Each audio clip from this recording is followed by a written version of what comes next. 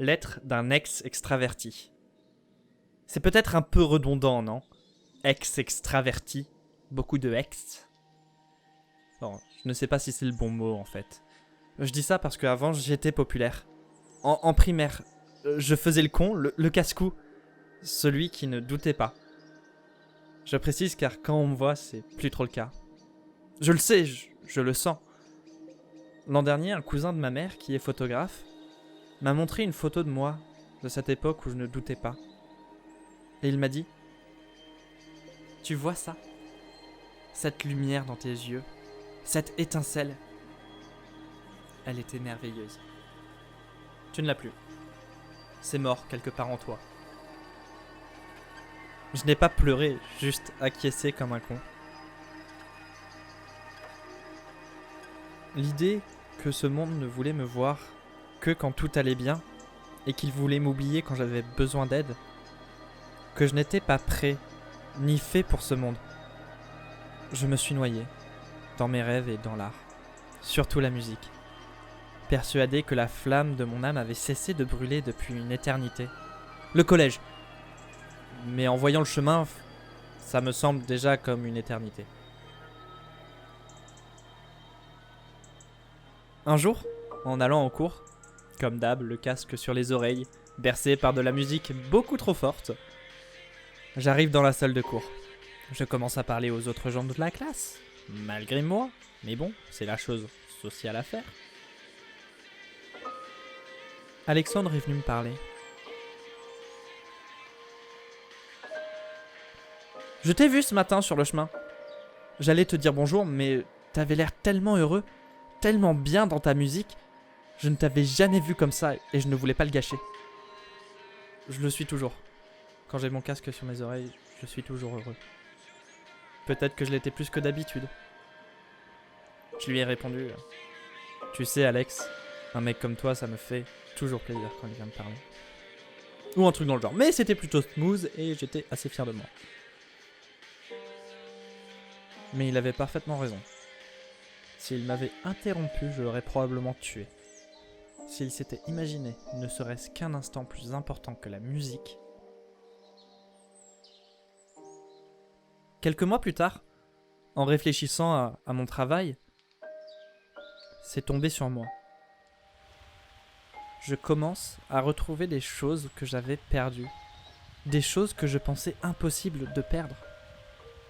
Je comprenais certaines choses et surtout l'abysse où je me trouvais. Mais le plus important, cette lueur qui fut dans mes yeux et qui m'animait ne m'a jamais quitté. Je l'avais juste cachée pour la protéger. Je la ressortais seulement dans l'intimité de la musique. Elle me fait ressortir. Elle me fascine. Quel génie s'est dit « Je vais prendre des cordes de diamètres différents et les tendre avec une tension précise au-dessus d'une boîte avec un trou. Puis je vais les pincer et les frapper parce que j'aime bien le bruit. Moi, je vais faire la même chose mais modifier un peu le modèle de la boîte et je vais arracher des poils d'animaux.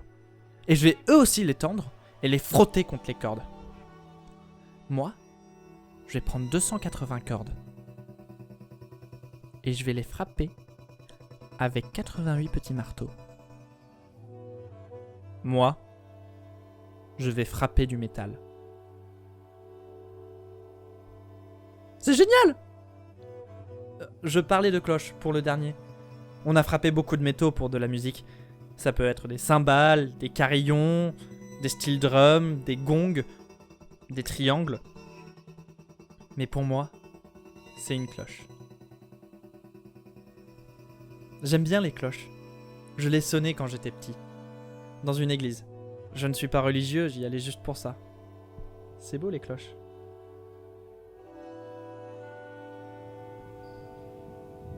Ce jour où on m'a décrit d'âme douce, poétique, en recherche d'harmonie bousculée par un monde violent, que je suis introverti. C'était la première fois qu'on me décrivait à moi-même. Et tout simplement la première fois qu'on me décrivait avec des vrais mots. Ils étaient vrais. Je n'ai pas pu les nier. Je suis quelqu'un de doux. C'est plus agréable. J'aime pas la confrontation. Pas parce que j'ai peur, hein, parce que c'est chiant à entretenir. Une relation de pire ennemi est plus difficile à entretenir comme relation que n'importe quelle autre relation à mon goût. Poétique. Bon, ça j'ai pas compris. Et quant à l'harmonie, j'adore. C'est un travail minutieux pour que le ressenti soit parfait. Harmonie qui justifie parfois la violence, la colère qui éclate, des sentiments et des émotions et parfois si extraordinaire. Déjà, j'apprécie beaucoup Un chaos à couper le souffle. Regardez les jardins romantiques. C'est juste la nature qui a pété un câble. Et c'est magnifique. On les appelle aussi jardins à l'anglaise, donc par déduction l'opposé total des jardins à la française. Tout ça pour dire